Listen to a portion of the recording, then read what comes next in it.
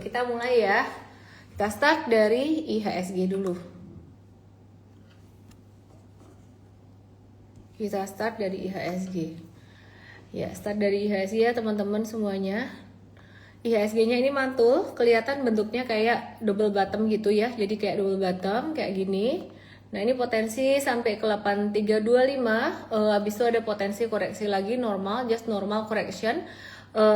Hari ini cenderung sideways sih marketnya karena tarik menarik antara saham banking yang menguat, tapi ada Telkom, TLKM doang yang turun. Jadi ada TLKM doang yang sempat turun, tapi ini ditutup hijau juga TLKM-nya. Menurut aku sih TLKM juga masih bisa di watch sih gitu. Terus kemudian yang bergerak aktif hari ini ada saham Breeze. Kemarin kita udah bahas Breeze itu dia membentuk double bottom ya, dan Breeze ada sentimen positif juga, dan per hari ini dia breakout Breeze-nya. Nanti kita akan bahas lebih jelas, lebih detail Breeze, BTN, dan saham apa lagi ya, saham BUMN lainnya, ada saham JSMR. Kita akan bahas. Sebelumnya aku mau update dulu, hari ini market 23 triliun dan saham bumi lagi-lagi. Jadi yang ditransaksikan terbesar 2,3 triliun, BCA 1,5 triliun, Bank Mandiri 1,1 triliun di pasar reguler, tapi asing hari ini masih net sell 1,42 triliun di pasar reguler. Yang banyak di net sell asing ada saham bumi 571 miliar, Antam 193 miliar, Astra International 146 miliar, dan TLKM 120 miliar, BNI 111 miliar gitu. Nah, terus hari ini kita mau update juga soal kinerja dari BNI, kita compare dengan BCA gimana update-nya. Terus kita mau bahas saham BUMN. Jadi kemarin kita udah bahas saham sektor consumer goods. Kita hari ini mau bahas saham BUMN. Oke. Terus kemudian teman-teman kita mau bahas untuk saham BRIS dulu yuk. Kita bahas langsung aja Breeze yang di tok-tok yang di YT, langsung aja ke saham Breeze di sini di IG aku @ellen_official. Nah, kita bahas saham Breeze ya. Breeze ini resmi jadi BUMN pada 23 Januari lalu. Tadinya pemegang saham terbesarnya adalah Bank Mandiri 51% melalui Bank Syariah Mandiri gitu. Ya, jadi BMRI melepas Breeze itu lewat inbrand dan merger, bukan jual saham di bursa gitu. Jadi aset syariahnya ditukar jadi saham di BSI gitu. Tadinya struktur awalnya BSI atau Breeze ini, Bank Syariah Indonesia, Bank Mandiri itu 51%, BRI 25%, BNI 24%, dan selebihnya adalah publik atau free float gitu ya. Nah, jadi setelah dilepas ini dia jadi BUMN Mandiri, dan ada potensi Breeze ini kabar baiknya bakalan masuk ke KBMI 4. KBMI 4 itu yang kelompok kelompok bank berdasarkan modal intinya itu 70 triliun ke atas. Nah, kalau KBMI 3 itu 14 sampai 70 triliun. KBMI 2 6 sampai 14 triliun dan KBMI 1 6 triliun gitu. Jadi sekarang di KBMI 3 di angka 46,21 triliun untuk modal intinya Breeze, dan artinya Breeze itu kurang modal sekitar 23,79 triliun atau 34% lagi untuk mencapai KBMI 4 ya. Jadi sentimennya memang bagus buat Breeze atau Bank Syariah Indonesia. Bisa dapat itu dari mana? Modalnya nambah satu dari right issue yang paling realistis dan cepat, tapi perlu ada persetujuan dari pengendali baru yakni Danantara. Terus kemudian gimana cara Breeze menaikkan modal inti atau Bank Syariah Indonesia naikin modal intinya supaya bisa naik jadi bank KBMI 4, yaitu dengan menahan dividen ya, mencetak laba dan menahan dividen gitu. Tapi artinya butuh waktu sekitar 4 sampai 5 tahun ke depan untuk mencapai modal inti 70 triliun dengan asumsi tanpa membagikan dividen sama sekali. Yang ketiga dari penyertaan modal negara atau PMN, ya peluangnya cenderung terbatas karena kebijakan PMN itu biasanya dipertimbangkan dengan hati-hati dan perlakuannya tetap seimbang di antara bank himbara gitu kan. istilah kata kalau satu PMN yang lain kok nggak dapat PMN kayak gitu kan. Kemudian yang terakhir dari aksi korporasi strategis seperti merger syariah lanjutan atau pengalian aset besar ke BRIS, tapi biasanya mempengaruhi kondisi kinerja secara keseluruhan gitu, tergantung dari perusahaan mana yang akan dipasangkan dengan BRIS. Nah kalau BRIS berhasil masuk ke KBMI 4, potensinya perusahaan bisa membiayai proyek jumbo dan korporasi besar, expansion jadi lebih leluasa, bisa diversifikasi ke segmen lainnya yang berbasis syariah, dan juga valuasi jangka panjangnya bisa lebih menarik. Kenapa? Karena book value-nya dia naik. Nah, tapi kita di M-Trade kita tidak pakai pertimbangan seperti ini sebenarnya, meskipun ini bagus dan mendukung. Yang kita gunakan adalah dengan menggunakan metode super trader. Cuman kalau di M-Fast kita menggunakan pertimbangan seperti ini. M-Fast itu dasarnya fundamental dan investing. Jadi yang menarik belakangan ini dalam beberapa hari sejak case MSCI dan Danantara bilang fokus fundamental saham M-Fast mulai dapat sentimen positif, mulai bergerak ya, karena beberapa waktu yang lalu kita pakai fundamental dan fundamental dibilang dead. Hanya masalah timing. Yuk kita lihat BRIS gimana kabarnya teman-teman yang di TokTok yang detail. Langsung ke IG aku @ellenmay_official. Mari kita lihat saham BRIS apa kabarnya. Sempat breakdown beberapa hari kemarin dan semua saham breakdown di sini. Kejadian terakhir breakdown model seperti ini terjadi pada tanggal 8 April 2025 waktu tarif resiprokal Amerika. Jadi aku ingat banget waktu itu kayak geger-geger perang tarif kayak gitu. Kalau menurut aku waktu itu perang tarif pas 8 April bentuk ekor kayak gitu juga, itu kan pas Indonesia sebenarnya lagi libur lebaran. Pas masuk kita marketnya buka, kita hoki banget, udah agak mereda kan. Jadi sebenarnya kalau misalkan ada yang bilang serok aja gitu, sebenarnya tergantung sih penyebabnya apa. Kalau penyebabnya makro kayak kemarin perang tarif apa gitu, aku masih bilang masih lebih berani nyerok gitu. Karena kalau kondisinya kayak kemarin, kenapa kita bener-bener wait and see banget, ini kondisinya tuh karena penyebabnya compliance gitu ya, dan saat ini juga sebenarnya belum benar-benar beres gitu loh. Ini masih dalam tahap rapi-rapi. Oke ya. Nah, terus mari kita lihat untuk BRIS sendiri per kemarin breakout. Jadi M-Trade kemarin ada entry BRIS, dan ini ada potensi BRIS-nya, akan ada retracement sampai mungkin 2260 kalau dikasih. Itu jadi area yang bagus untuk entry dan ada kemungkinan BRIS akan lanjut naik. Dan yang menarik di kala yang lain lagi stagnan slow melo-melo, BRIS ini justru malah dia pakai metode super trader kita ini justru malah mulai masuk ke fase stage 2 atau fase uptrend ya. Kita coba ganti yang warna biru ini, aku ganti, kok kayak gini sih, kok ungu sih, ini kan biru ya. Oh teksnya, pantesan kok error. Ya, ini yang warna ungu ya. Kalian yang di TokTok yang detail langsung ke IG aku @ellenmay_official gitu. Jadi ini bisa kalian watch, ini menarik ya. Meskipun beberapa hari kemarin lagi ada gonjangan, kalau kalian mau mulai trading di sini bisa, tapi pelan-pelan alon-alon gitu. Kalau di M-Trade kita kasih tahu money managementnya. Paling penting buat kami di M-Trade itu sebenarnya sustainability atau keberlanjutan dalam jangka panjang, udah kayak pemilu aja. Keberlanjutan atau perubahan. Keberlanjutan cuan kita dalam jangka panjang meskipun pasar bisa berubah gitu. Dan kita harus peka terhadap apa yang terjadi pada market dan dinamis, nggak bisa pakai ilmu yang zaman dulu terus gitu. Jadi misalkan kalau zaman dulu kita lihat kan, ingat ya tahun 2018, dan aku sendiri waktu itu juga memiliki mindset yang sama. 2018, 2017 tuh aku berpikir kayak ya Unilever nggak bakal bisa jatuh ya gitu. Kenapa? Karena institution darling dan setiap orang pakai. Ternyata ya dia sempat downtrend lama dan 2025 malah baru recover gitu. Meskipun beberapa waktu 1-2 bulan kemarin sempat agak turun lagi gitu kan. Terus kemudian sama juga dalam hal saham big banks, kita belajar satu hal yang sangat penting sekali. saham Big Banks, BCA, BRI, BMRI, BBNI itu memang fundamentalnya masih bagus kok. Fundamental is not dead.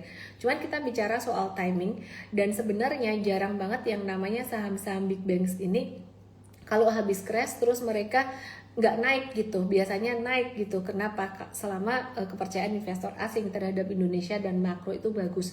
Baru pertama kali dalam jadi makanya yang di ngomong siapa namanya Morgan Housel ya, dalam bukunya Psychology of Money itu bener banget.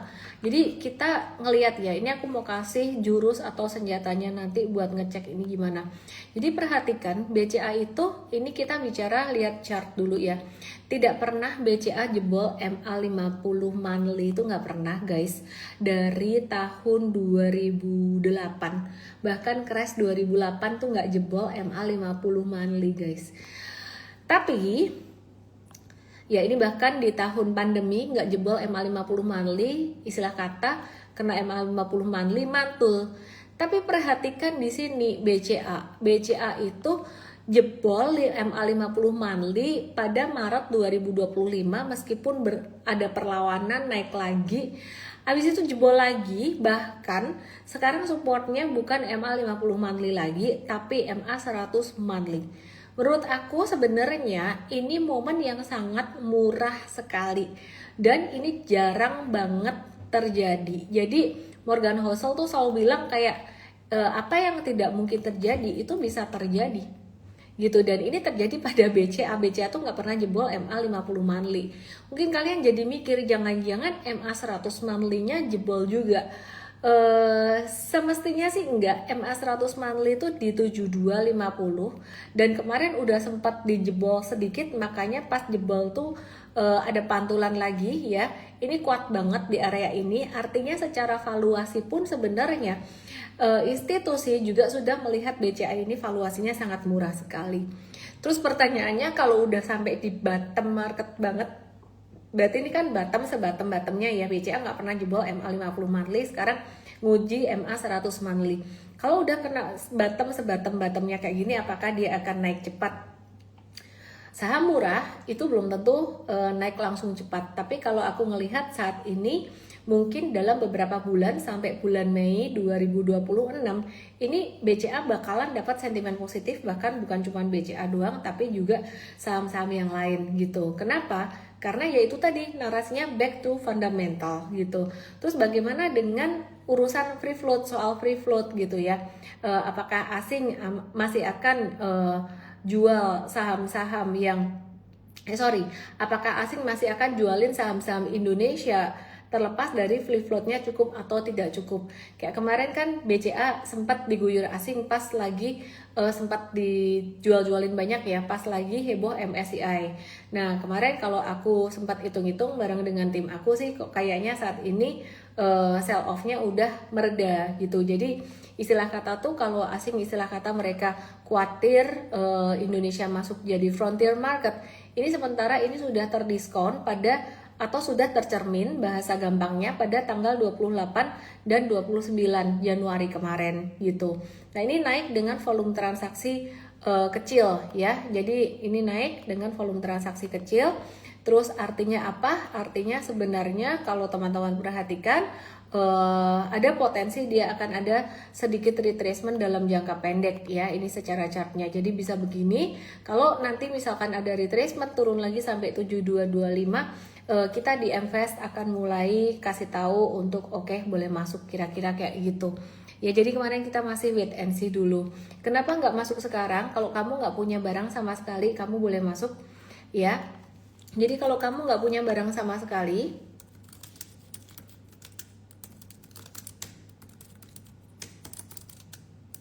ya kalian kalau nggak punya barang sama sekali itu boleh masuk dikit gitu, tapi boleh masuk intinya bertahap aja sambil baca situasi. Kalau BCA ini banyak banget ditanyain, tapi kalau misalnya kalian udah punya banyak, ya nggak usah ngoyo lah, nggak usah sampai habisin duit panas ya untuk harus beli ini gitu.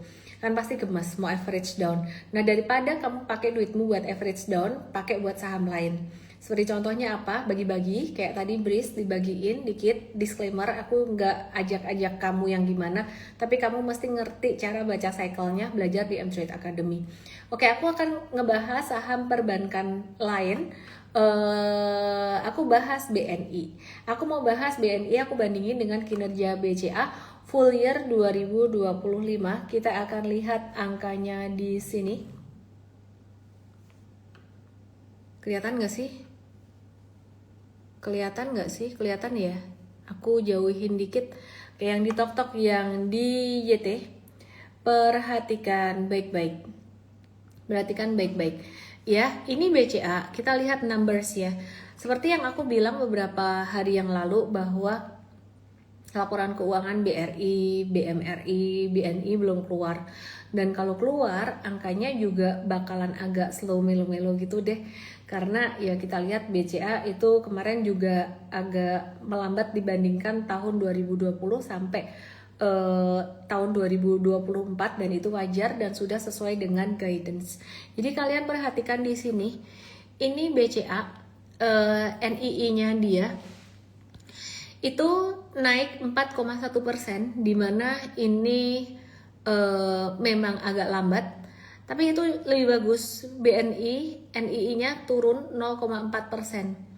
Net profit naik 4,9%, ya. Ini pertumbuhannya nggak secepat dari tren 2020 sampai 2024 kemarin, karena pas pandemi kemarin kan itu ada satu recovery yang lumayan cepat malahan. Terus kemudian net profitnya waktu itu juga lebih gede gitu malahan. Nah ini BNI malah turun net profitnya 6,6%, dan ini masih wajar teman-teman semuanya, karena memang kondisi makro di Indonesia juga agak slow down gitu ya. Terus kemudian ini loan pertumbuhan kredit 7,7%, ya, 6-8% perkiraan di awal. Guidance itu perkiraan dari bank tersebut juga di awal ya. Kemudian BNI ini loan-nya tumbuh 15,9%, ini lebih tinggi dari BCA pertumbuhan penyaluran kredit, di mana perkiraannya 8-10%. Saya rasa di sini BCA lebih konservatif dalam mungkin menyalurkan kreditnya gitu ya. Jadi ya anyway, kemarin dari pemerintah kan dikasih 200T buat bank-bank himbara dan disuruh ngegas salurin kreditnya, jadi nggak heran ini ada pertumbuhan juga. Nah ini dana pihak ketiga, ini 10,1% pertumbuhannya di BCA, dan ini dana pihak ketiga di BNI ya. Ini growth-nya sekitar, let me check, nggak salah ini 29,2%.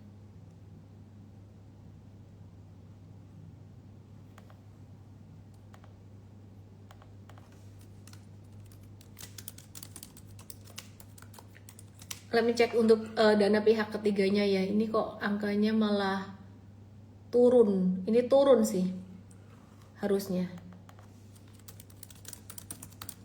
Ya. Oke. Nah, jadi teman-teman kalau kita lihat di sini angkanya BCA memang masih lebih bagus banget ya, gitu ya. Jadi kecuali di pertumbuhan kreditnya. Oke. Nah, jadi sekarang kita mau lihat secara chartnya gimana, buat BNI ini gimana secara chartnya, timingnya gimana.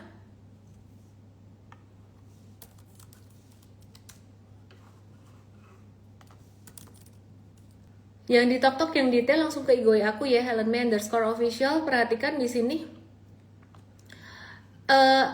Menurut aku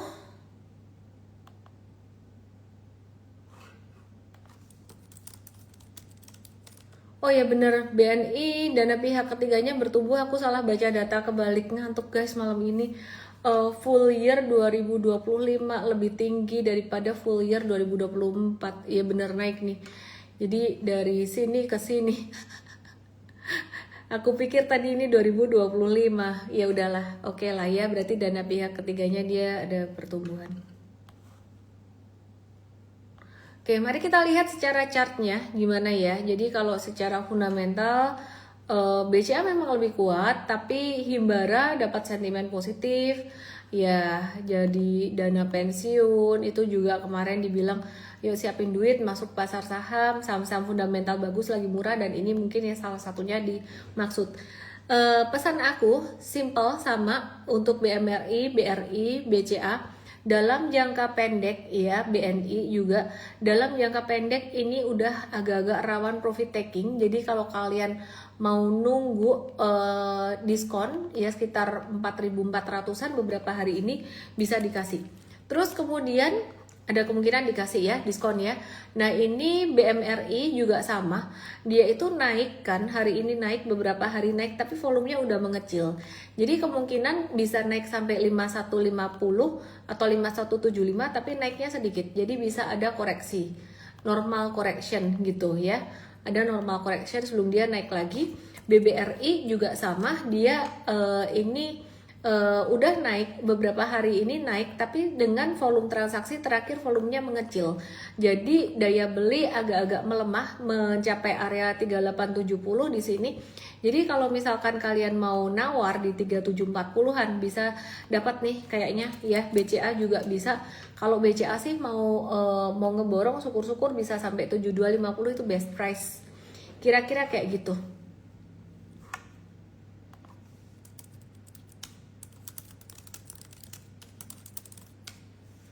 Oke, terus kemudian intinya boleh beli apa enggak? Boleh beli, kalau bisa nunggu beberapa hari lagi ada retracement baru masuk deh. Kayaknya masih bisa ada retracement.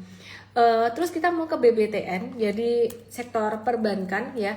Yang menarik tuh sebenarnya perbankan BUMN gitu. Kita mau ke BBTN ya. BBTN ini sentimennya kan positif karena ada program 3 juta rumah dan ada beberapa kebijakan pemerintah yang mendorong sektor properti. Jadi kita kembali juga melihat sektor properti, tapi properti kok gak ada yang BUMN ya. Jadi kita lihat saham BTN ini. Nah kita lihat saham BBTN.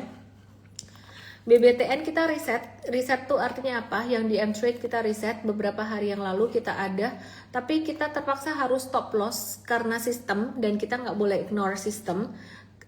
Itu ternyata mantul, lu nggak bisa prediksi, salah loh. Gini guys, ini kan kemarin karena tanggal 29 Januari sentimennya jelek banget ya, benar-benar di downgrade sama UBS sama Goldman Sachs, dan waktu itu kalau nggak salah 29 tuh hari Kamis ya.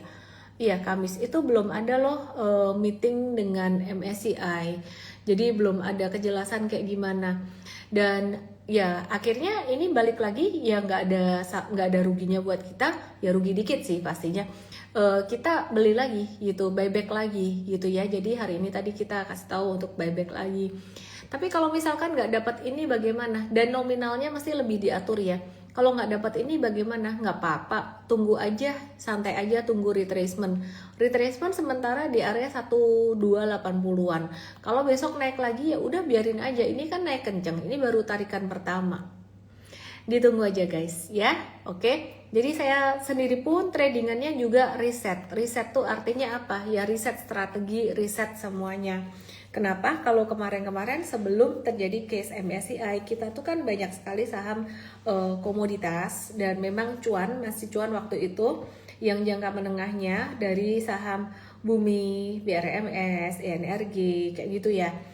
Masih cuan waktu itu. Nah, sempat trading beberapa kali, lebih banyak cuannya. Terus ada yang jangka pendek, yang trading terakhir memang ada cut loss juga sedikit.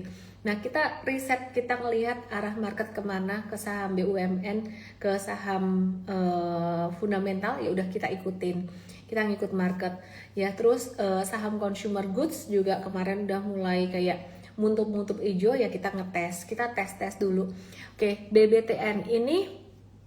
Jadi bos BTN menyebut kinerja 2025 itu naik, tumbuh sekitar 16-18%. Aku sambil kasih lihat kamu untuk chartnya dalam jangka menengah panjang gimana. Setelah 2024 kemarin sempat turun karena dampak restrukturisasi COVID ya. Jadi laba bersihnya diperkirakan tumbuh tahun 2025 kemarin tumbuh lumayan, dan revenue juga naik 18% gitu ya, kreditnya tumbuh hampir 12%, termasuk KPR, KPR-nya banyak BTN ini, dana pihak ketiga naik 16%, fee based income-nya naik 14%, di atas 4 triliun, dan NPL-nya turun ke 3,08%. Artinya ada efisiensi yang membaik gitu ya. Terus ini menunjukkan bahwa BBTN ini sudah mulai pulih gitu.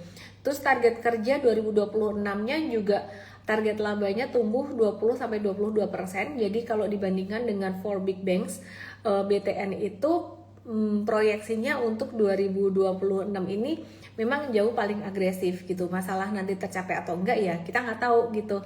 Semoga saja tercapai. Dan kredit yang ditargetkan juga tumbuh 8-9%, dana pihak ketiganya naik 7-8% gitu ya.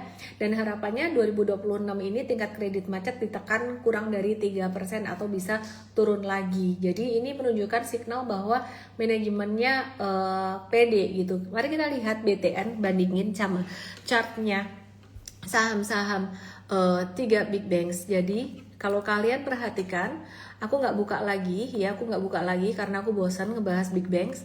Habis ini aku mau bahas saham yang lainnya. Big banks itu chartnya tuh masih di bawah, jadi di bawah di sini.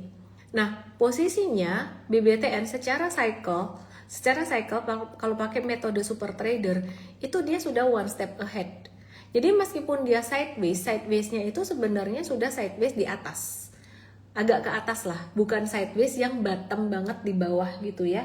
Jadi kalau sideways yang bottom banget di bawah kayak sideways-nya BCA, BRI atau BMRI itu di bawah gitu.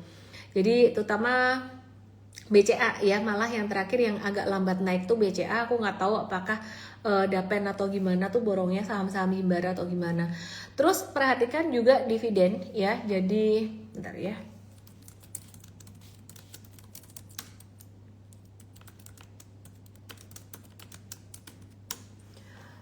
Dividen tadi aku dikasih sama tim aku, mereka bikin presentation soal dividen, ditaruh mana ya, saking banyaknya. Ini loh, layarku tuh banyak banget guys, tapi tenang aja dulu, aku pertama trading nggak kayak gini kok. Oke. Jadi dividennya yang tinggi itu memang kalau saham perbankan itu tinggi dari saham BNI, BRI, dan Bank Mandiri, BMRI. Dan yieldnya yang paling gede, potensi yield paling gede itu di saham BMRI 8,9% gitu. Ya ini jadi nanti akan besok dibahas di morning briefing M-Trade. Tapi meskipun M3 itu nggak terlalu mikirin dividen ya sebenarnya. Dan bentar lagi akan ada gathering MFest. Kita akan bahas lebih banyak di MFest. Terus jadi kalau maksudku gini, aku mau bandingin perbankan, BTN itu secara tren harga saham dia yang bakalan paling cepat geraknya kalau kalian trading dibandingin dengan 3 big banks lain. Plus BRIS dan BTN itu trennya yang paling membaik gitu. Sedangkan kalau BNI, BMRI, BRI itu dividen yieldnya BNI 7,7%, BRI 8,2%, BMRI 8,9% atau hampir 9% gitu ya. Nah untuk BRI dan BMRI itu udah bagi dividen interim tahun buku 2025 gitu. Terus, sektor batubara kayak ITMG, PTBA, AADI, UNTR itu juga menarik, dividennya akan lebih detail dibahas di MFest untuk per dividenan. Terus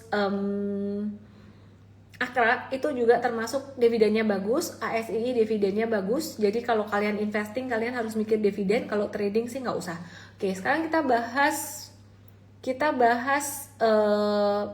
BTN best price berapa? 1250, kalau bisa dapat di situ bagus. Oke, terus aku mau bahas Jasa Marga. Udah lama banget aku nggak bahas saham ini.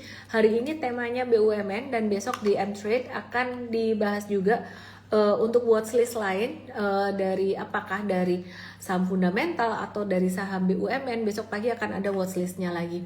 Kita watch BUMN, kita bahas Jasa Marga ya. Ini Jasa Marga, jarang banget kan kalian trade ini, sama aku juga jarang banget trade ini karena kayak ya Tuhan lambat banget, sideways banget gitu. Tapi kayaknya sekarang anginnya berubah ke saham-saham seperti ini ya. Jadi kayaknya big money itu pada cari aman semua, cari aman ya. Jadi atau nggak tahu apakah Danantara masuk, saya nggak tahu juga. Tapi temanya menarik. Jadi saham-saham fundamental lagi, di mana saham-saham seperti ini dulunya sudah ditinggalkan. Nah, Jasa Marga ini sebenarnya cyclical, tapi karena chart kita bilang breakout, ya udah kita trade buy tadi, dan ada pattern inverse head and shoulders dengan potensi projection bisa sampai 3940. Disclaimer teman-teman, kalau ada retracement atau turun dengan volume kecil ke 3660 itu menarik gitu ya. Nah, Jasa Marga diuntungin dari kenaikan tarif tol sebenarnya. Kita mau bahas PTBA, ini dividend stocks yang aku suka saham ini, aku suka dividennya, dan kita sudah ingetin teman-teman untuk masuk di bawah. M-Trade sebenarnya punya modal bawah banget, tapi kemarin kita waktu market gunjang itu kita jual untuk profit taking supaya nutup loss dari beberapa saham yang lain ya. Jadi to be perfectly honest kayak gitu. Terus nggak, sayang toh, harusnya kan malah di bawah beli. Kalau penyebabnya makro, kita justru malah berani beli. Kalau penyebabnya compliance kayak kemarin, kita nggak berani beli gitu ya. Kita wait and see sampai udah ada kabar dari OJK IDX kayak gimana. Nah, ini PTBA support terdekatnya di 2440. Nah, PTBA ini dia menarik nih dividennya, dividen yieldnya berpotensi sekitar 8,4%. Jadi 212,7 rupiah per lembar saham gitu. Nah, perhatikan di sini, kalau kalian mau buy seandainya dikasih diskon di 2440 itu akan sangat bagus dan sangat low risk sekali. Nah, saya sendiri untuk trading jadi ada dua tujuannya, yang satu untuk investing, satu untuk trading. Kemarin yang untuk investing di M-Trade kita juga kasih tahu jangan jual dulu gitu ya. Banyak yang nanya juga untuk banking gimana, dulu banyak yang nanya kalau investing pas market turun tuh gimana, jangan jual dulu, beda memang strateginya. Oke, jadi kita masih watch saham ini buat trading, tunggu on retracement 2440, sedangkan buat investingnya hold aja teman-teman ya. Jadi strategi investing memang agak lain, makin turun makin beli. Tapi kemarin kalau pas turun kalian wait and see juga nggak masalah. Nah, ini termasuk saham yang fundamentally bagus, dan besok kita akan bahas lagi untuk saham-saham. Jadi di M-Trade kok jadi bahas fundamental, emang nggak pakai sistem super trader lagi karena anginnya baru ke situ. Cuman bedanya gini, kalau di M-Trade itu kita pakai fundamental sebagai screener doang, take actionnya masih pakai chart, ujung-ujungnya masih pakai chart. Jadi kalau fundamental bagus tapi chartnya udah ketinggian, aku kasih contoh kayak gini. Ini kan BUMN juga, sektornya migas juga lagi bagus, tapi chartnya ketinggian, kita nggak akan hajar di atas, yaitu saham Pegas, oke ya. Terus kemudian kita mau lihat Antam dan Daas, ini ada menggarap proyek jumbo bareng Daas bareng IBI dan Huayo Group buat bikin ekosistem baterai kendaraan listrik. Ini berita udah lama sebenarnya gitu. Ini positif buat jangka panjang tapi belum langsung masuk ke laba. Nah, Antam ini kalian sabar-sabar dulu aja, harga emas masih bisa kok ada koreksi dikit lagi. Jadi lihat di sini ya, ini termasuk juga kan ya emiten yang fundamentally bagus dan secara tren itu sektoralnya tuh bagus gitu loh. Jadi buat kalian yang belum sempat beli emas, ini bakalan bisa ada retracement. Beberapa hari kemarin saya ada sempat bahas di live pas koreksi atau di Igo Channel kayaknya. Pas tanggal 2 Februari ini kena support kuat banget, yang mau beli emas silahkan, apalagi pas 2 Februari kemarin USD-nya nggak begitu tinggi, sempat USD-nya melemah, saya nggak ngomong rupiah menguat tapi USD melemah gitu ya. Nah, jadi perhatikan teman-teman, ini masih bisa ada retracement kalau bentuknya kayak gini, dan Antam juga bentuk chartnya mirip, dan ini masih ada bisa retracement juga. Kita udah profit taking Antam beberapa hari yang lalu pas breakdown MSCI, kita profit taking, dan kita lagi mau watch lagi untuk masuk di sini. Oke ya, terus Pegas, kita ke Pegas, meskipun tadi saya bilang Pegas ketinggian, tapi sekali lagi kita mau watch dia kalau turun retracement mungkin sekitar 2070-an. Janantara menegaskan bahwa Pegas tidak akan mengelola segmen bisnis hulu migas atau upstream, melainkan bakalan fokus ke midstream dan hilir untuk gitu. Dan bisnisnya bakalan lebih stable dan lebih predictable gitu. Tunggu aja di retracement sekitaran 2070-an gitu ya. Malam ini ada rilis data PMI jasa Amerika dan China jam 10 malam. Entar akan diupdate ya. Akan diupdate di Amerika malam ini jam 10 akan diupdate di WA community-nya MVestart dan Mtrade Start gitu. Ada WA-nya. Oke, aku mau update dulu soal kebijakan Bursa Efek gimana. Bursa Efek menyiapkan 2 perubahan besar untuk memperbaiki kualitas pasar saham ya. Jadi kewajiban free float 15% itu akan diterapkan bertahap hingga 3 tahun bagi emiten yang sudah tercatat dengan fokus awal ke 49 emiten besar yang meski jumlahnya kecil tapi nyumbang 90% dari market cap. Dari 267 emiten yang belum memenuhi aturan, regulasi ini akan ditargetkan rampung sekitar Maret 2026 nanti, kelar 2026 Maret gitu, dan langsung berlaku untuk emiten IPO yang baru kira-kira itu. Dan di saat yang sama standar IPO akan diperketat, bukan hanya laporan keuangan tapi juga tata kelola, model bisnis dan prospek. Semoga ini bisa dijalanin terus, bukan kayak pas lagi ada sentimen MSCI doang nih gitu. Kan aku kayak deja vu kemarin 2018 kasus Jiwasraya meledak rapi-rapi. Terus 2019 tuh udah mulai muncul deh kayak apa ya, saham-saham yang serupa tapi tak sama dengan tema digital, teknologi. Terus kemudian setelah itu saham macam-macam lah, temanya macam-macam lah. Terus belakangan ya rame saham-saham yang mau masuk MSCI pada FOMO saham MSCI, dan waktu itu saya bilang nggak usah pusing sama saham-saham yang mau masuk MSCI, artinya jangan FOMO. Dan harapan aku ini rapi-rapi ini bisa berjalan terus, bukan cuman pas lagi ada kejadian doang. Harapannya seperti itu. So thanks buat teman-teman dari IDX dan OJK yang sudah kerja keras banget. Oke, RKAB batubara mau dipangkas. Impactnya apa nih? Beredar kabar yang mungkin masih perlu dikonfirmasi bahwa ada rencana kerja dan anggaran biaya 2026 batubara bakalan dipangkas 40-70% dari realisasi 2025. Jadi 600 juta ton. Nah tujuannya apa? Buat menstabilkan harga komoditas global gitu ya. Nah terus mengingat kontribusi perdagangan batu bara Indonesia itu terbilang tinggi, kayak nikel juga ya, sekitar 40% pasokan global, sedangkan nikel 50%. Jadi kalau RKAB dipangkas, supply global bisa potensi makin ketat, harga batu bara bisa naik guys. Jadi perhatiin banget, bukan cuma nikel tapi batu bara. Bahlil sedang memasak. Bisa aja gara-gara Om Bahlil pidato berkhotbah tanggal 19 Desember mau mengurangi produksi nikel. Wah, harga nikel naik. Sekarang beredar kabar RKAB batubara dipangkas. Harga batubara apakah bisa naik? Bisa jadi gitu ya. Nah, ada 3 emiten yang diperkirakan ada di zona aman karena tidak mengalami pemotongan produksi ya. Satu, AADI. Alasannya AADI itu salah satu produsen yang paling efisien di Indonesia. Biaya produksinya juga rendah, serta punya rekam jejak kepatuhan di MO dan lingkungan gitu. Jadi AADI masih oke. Jadi pemotongan itu tadi dampaknya ada 2 ya. Satu, bisa berkurang nih produksinya, revenue buat perusahaan bisa berkurang. Tapi dengan kata lain, kalau supply batubara berkurang, harga batubara naik gitu. 2, bumi ini juga nggak terlalu kedampak negatif dan bahkan bisa kedampak positif.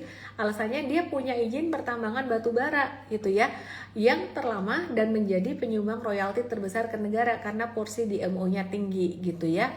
Oke, terus kalau dipangkas maka beresiko mengurangi pasokan domestik dan penerimaan negara. Yang tiga, Indi. Alasannya punya tambang batu bara kalori menengah sampai tinggi dan marketnya luas. Jika dipangkas maka pasokan batu bara bernilai tinggi bisa turun dan justru ngeganggu stabilitas harga gitu ya. Jadi kita akan lihat tiga saham ini, ada AAD, ada Bumi dan ada Indi. Aku buka chartnya sebentar.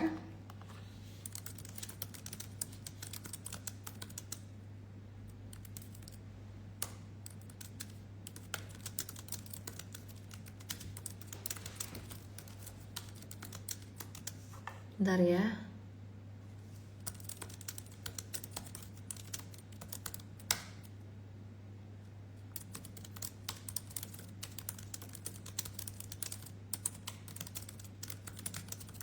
Lagi minta data sama tim aku, minta data free float. Mari kita lihat saham AADI. ADI aku mau buyback lagi. Yang buat trading kita udah sempat sell dan aku juga sempat sell. Kapan hari aku bungkus-bungkus cuan dulu, reset portfolio. Sambil lihat situasi gimana kabarnya per MSCI regulator kabarnya gimana. Akhirnya IDX dan OJK merespon serius, sangat serius ternyata. Jadi aku merasa lebih tenang, kita semua pastinya merasa lebih tenang, investor asing juga. Dan ini bisa di watch di sekitaran 7675 untuk AADI. Fundamentally bagus dan akan dibahas di MFest untuk AADI. Kamis itu hari apa ya? Kamis itu ini hari apa sih? Rabu. Besok ada gathering MFest sore guys. Gathering MFest bakalan ngebahas tentang fundamental dari ini. Ini tanganku kok otomatis ngegambar bumi kayak gini ya. Bisa naik guys, naik pantulan jangka pendek dan manfaatkan untuk mengurangi posisi lu. Katanya bagus. Ntar tunggu sikon dulu, tunggu sikon jadi oke. Mau ngeborong di bawah boleh nggak?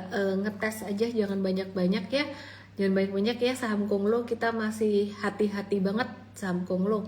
Oke, jadi kan ada toh saham yang tadi aku bilang bagus-bagus selain saham perkongloan. Indika Energy 2 hari ini mantul dan dia lumayan bertahan. Kita akan watch lagi untuk saham Indika Energy. Kita sudah profit taking buat Indi atau Indika Energy ini dan kita lagi nge-watch lagi.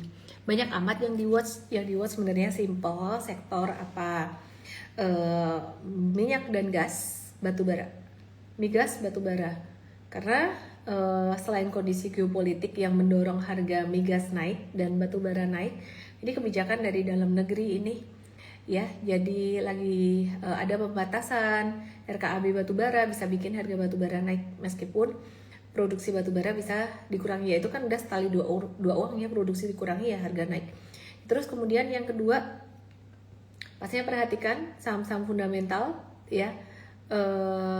Kalau aku lebih mencermati saham-saham fundamental yang market cap-nya nggak begitu gede, kayak BRIS, BTN itu kan market cap nggak gitu gede ya.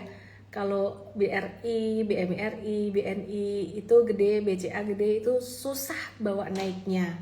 Kecuali ya asing masuk banyak gitu. Oke, tapi not bad, saham-saham itu not bad. Kalian dapat dividen lumayan gede, terutama BMRI gitu. Kemudian sektor BUMN tadi udah aku sebut ya. Consumer goods menurutku belum terlalu kuat, tapi bisa dipantau lah, bisa dipandang lah. Bentar lagi aku akan update untuk saham-saham free float.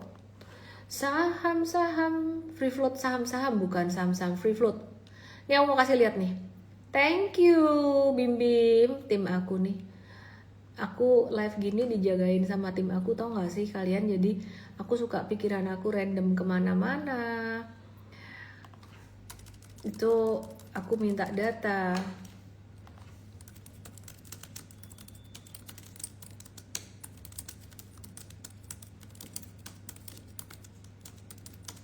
Oke, ini dijagain sama tim aku.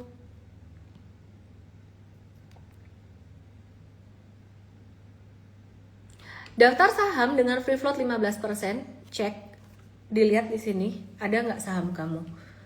Aduh, banyak guys, makanya kita harus hati-hati nih, lihat nih ya. Ada saham yang fundamental bagus juga free floatnya, di bawah 15%, jadi bakalan bisa turun dikit. Oke, aku matiin dulu komen, sorry, tadi sempat nyalain, aku matiin yang di tok yang di YT, langsung ke Igoy aku share di sini dari A sampai Z. Ini ada aku langsung cariin saham yang sekiranya sebenarnya cukup bagus ya, ADMR cukup bagus, tapi ini free floatnya segini, free floatnya segini 11,97%.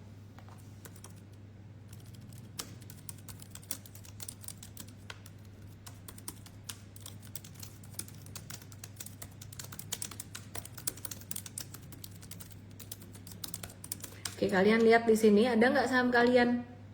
Terus AGI kecil free floatnya, terus apalagi mari kita lihat aman. Oke, Jawa ini saham yang kecil-kecil semuanya. Keju, Kias, apalah ini, koin, kopi, LCK. Oke, mari kita scroll lagi ke bawah. Jadi ini dari sini ada yang lumayan bagus nggak sih sahamnya? Ada nih si ADMR, dia free floatnya 11,97%. Ini data publik ya.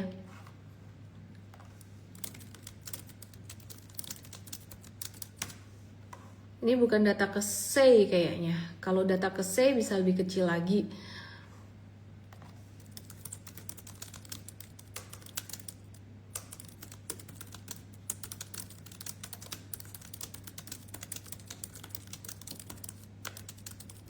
Oke, terus kemudian aku coba liatin ada saham yang rame nggak. Avia ini perusahaan bagus tapi free floatnya 14,31%. Terus aku cariin ya guys yang saham yang kalian sering tanyain. Kalau yang ini banyak banget saham nggak jelas sih sebenarnya. Dan di IDX saham yang tradable, yang kalau aku tradable gak banyak guys. Ini BDMN juga perusahaan bagus tapi free floatnya kecil 7,54%. Maksudnya bukan perusahaan yang jelek gitu loh. Jadi ya anyway, itu ada Avia, BDMN, aku bantu cari sebentar ya. Ini kalian NCKL nih free floatnya 10,44%. BNGA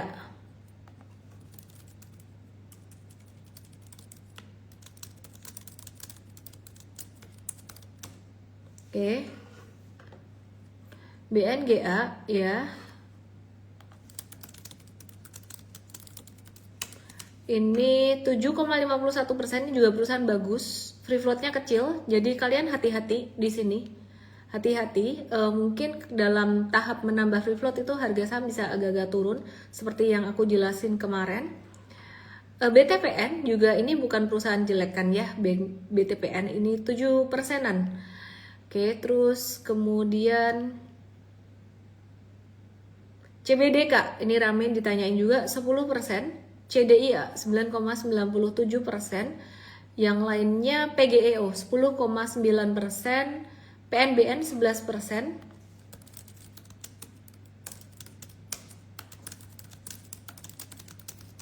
Terus kemudian Cleo 12,36%. Aku baca yang ini aja ya, yang kalian sering tanyain ya, dan beberapa yang menarik gitu. Tapi Pesap nih kecil banget nih, Pesap hati-hati ya. Yang suka saham mas-masan, yang di tok yang di YT, ini aku share tabelnya di Igoy aku. Pesap nih free floatnya kecil banget guys, jadi PR buat dia buat nambah free float. Terus kemudian aku coba scroll down lagi, RANC ini juga sebenarnya ya anyway, free floatnya kecil banget. Depo bangunan di GBG Roti, sebentar aku cariin perusahaan yang lumayan oke, tapi free floatnya kecil. SMCB juga lumayan rame, free floatnya serius 1,1. Ada yang aneh di sini, tapi begitulah yang data yang kita dapat. Disclaimer juga ya, ini mungkin sumber datanya sendiri. Ada yang dapat dari RTI, data sekuritas laporan keuangan, kita kumpulin sih gitu. Terus kemudian anyway, itu sahamnya nggak liquid juga guys, jadi nggak perlu terlalu diiniin. Saratoga 9,9%. Ini perusahaan bagus, tapi 9,9%. Coba aku cariin lagi ya. Big 7,98%. TAPG ini juga tradable tapi kecil, ini free floatnya. Kita pernah cuan lumayan nih dari TAPG nih. Tapi kecil free floatnya, jadi kita hati-hati dulu untuk saham-saham ini, hindarin dulu. TPIA kurang, jadi mostly saham-saham PAPP masih di bawah 15%. Terus ini IMAS IMJS juga di bawah 15%. Oke, mari kita scroll down lagi. Unilever 14% guys, tapi kurang dikit doang. 14,05% yang di tok-tok yang di ke Igoy aku Elemen underscore official. Habis gak sih? Ya habis, udah ya, itu aku bahas ya. Oke, udah puas belum? Belum. Oke, ada Dewa Bumi. Oh iya, Dewa Bumi harus banget tuh, Dewa Bumi. Mari kita bahas Dewa Bumi. Ada potensi pantulan, cuman aku masih wait and see untuk saham Konglo sih. Aku masih wait and see. Kok wait and see terus sampai kapan? Iya, ntar lah sampai M-Trade masuk gitu.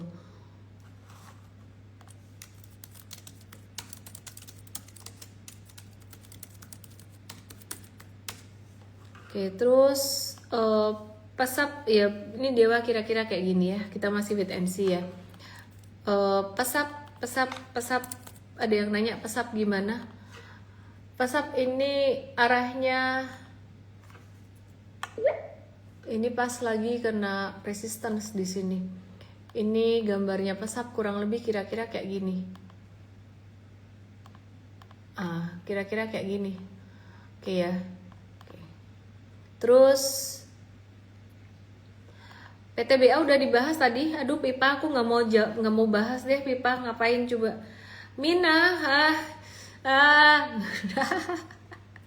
aku mesti ngapain? Avoid this. I'm so sorry. Sebentar, salah kode saham, kok bagus amat chartnya. Avoid this. Sorry banget, saya nggak enak ini ngebahasnya. Ayo cepet ganti saham, nggak enak saya. Avoid this. Mumpung masih bisa ditransaksiin nggak sih? 3 Februari. Terus I don't like this. Ciao, mumpung kamu masih bisa ciao. Humi avoid, kalian masih belum bisa bedain ternyata saham rebusan sama saham gorengan. Sorry ya, ini saham-saham yang kurang liquid. Sochi avoid this.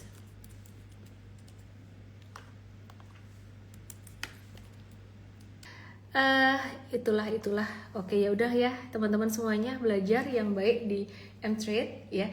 Kalau di M-Trade ngomongnya aku lebih leluasa, lebih bebas teman-teman semuanya. Malam hari kasih kode promo nggak? Kasih kode promo nggak ya? Tiap malam kode promo, tapi cuma 3 jam.